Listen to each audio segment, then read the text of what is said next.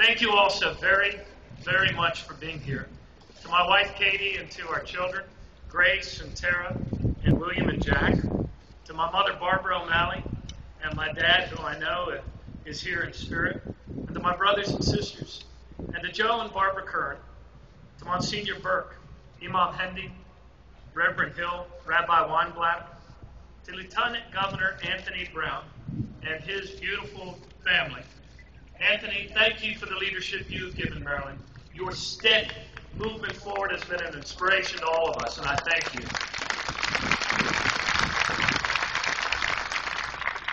To Senator Mikulski, thank you for your leadership, your friendship, your kind introduction, and your poetry. To Senator Cardin, to Senator Sarbanes, to Congressman Cummings, Congressman Rupersberger, Congressman Sarbanes, Congresswoman Edwards, Congressman Bartlett, Congressman Harris, Governor Hughes, Governor Glendenning, Governor Mandel, to Judge Bell, to the county executives, to the county commissioners, to the mayors of Maryland, to President Miller, to Speaker Bush, and the men and women of the Maryland General Assembly, Attorney General Gansler, Comptroller Franchot, Treasurer Kopp, members of our National Guard and Armed Forces, and the many courageous veterans who are joining us here today. A special welcome to Mayor Gray of the District of Columbia, Washington, D.C., and to Governor McDonald, who joins us from the Commonwealth of Virginia. Thank you all. Thank you for your leadership.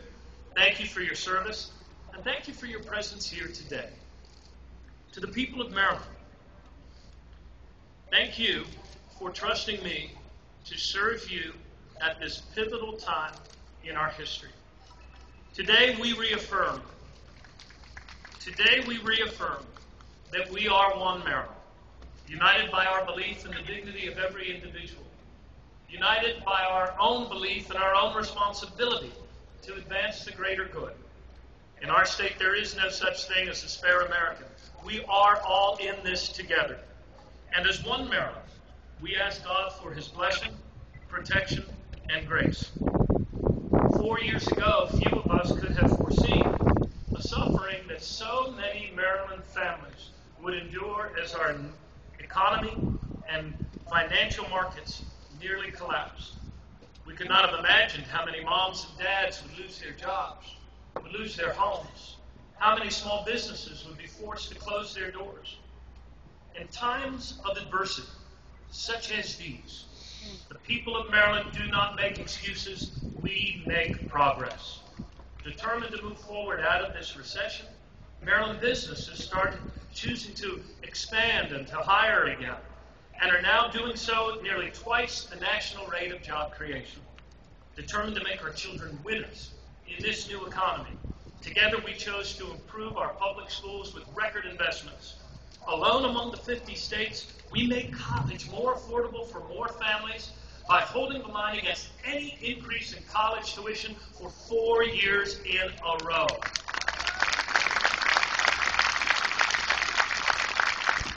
Together, we chose to invest in innovation, in biotech, in renewable energy, in research and development, thanks to courageous firefighters and police officers and better technology, and yes, stronger partnerships with our neighbors in the District of Columbia. We save lives by driving violent crime, fire deaths, and traffic deaths down to record lows.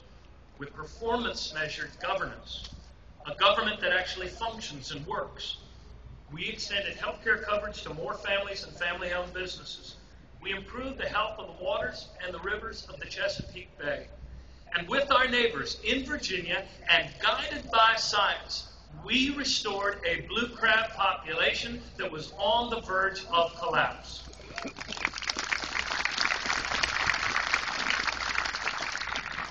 With tough but fiscally responsible choices, we cut $5.6 billion in state spending, and we reduced the size of our government. As we look ahead, we know that these next 4 years will not be easy. Unemployment and foreclosures remain unacceptably high. Wages remain stagnant, and our national recovery has only just begun. We have a long way to go. None of us has all the answers, but you and I rightly sense what is at stake. We are in a period of profound economic change. It is a change that will affect all of our lives, and more importantly, the lives of our children, for the better or for the worse. In challenging times like these, a different level of leadership, determination, imagination, and creativity is required of every single one of us. No generation of Americans ever built monuments to their own comfort. If Maryland is to succeed in this new global economy, if Maryland's children are to be winners in this new economy, we must be willing to make the tough decisions and the right investments that move our state forward. Forward by harnessing the full job-creating potential of Maryland's innovation economy in life sciences, biotech, aerospace, trade, and cybersecurity. Forward by maximizing the new job opportunities generated in global trade through our modernized port and in the next generation of clean tech and green tech manufacturing. Forward by further improving public education so that all of our children can earn a world-class education and successfully compete to win in the global economy. Forward by making college more affordable for more families, by improving the skills of our workforce, by building world-class institutions of higher learning, research, healing, and innovation. Forward by improving public safety and the security of our homeland. Forward by restoring our bay, by advancing a cleaner, greener, renewable energy future, and by taking to scale emerging technologies like offshore wind and electric drive cars to create jobs in Maryland. All of these pursuits are important and essential to the future. Each creates new jobs and new opportunities. And progress on one requires progress on all. I believe in this decade of ours. The better future that we seek dawns first in Maryland.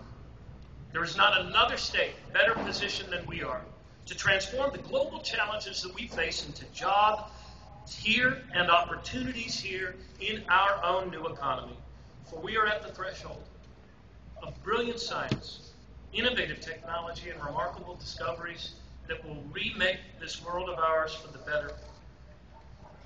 From the schools, laboratories, and companies of Maryland are emerging the discoveries, technologies, and jobs that will remake our world, transform better opportunities, and a better world for our kids. In the search for answers and solutions, Maryland is not some random scattering of isolated individuals, totally on our own.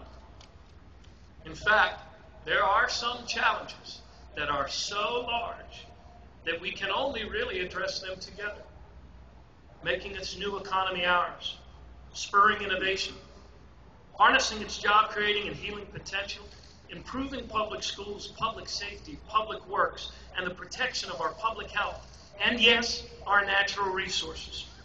We need each other as much as the next generation needs us.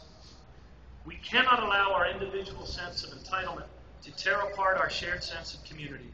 We must move beyond the debilitating idea that our children somehow will not enjoy a better quality of life than we have, that we are destined somehow to decline, backslide, and fail. I say our best days are ahead of us if we choose to make it so.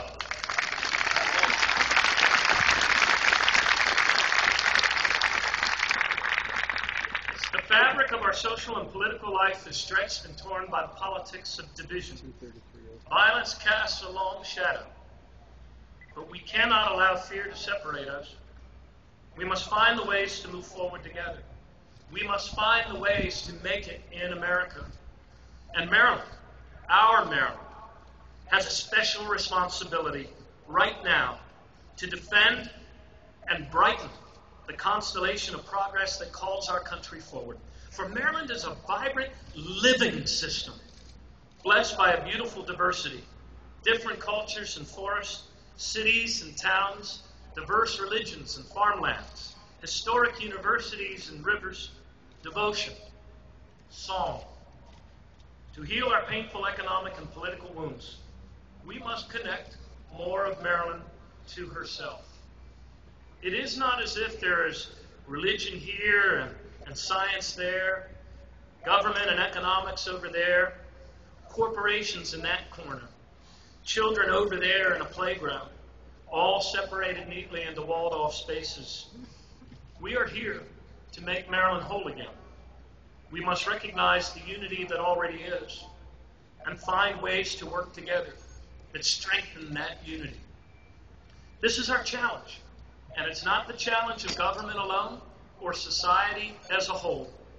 It is the challenge of every individual who values that title of citizen.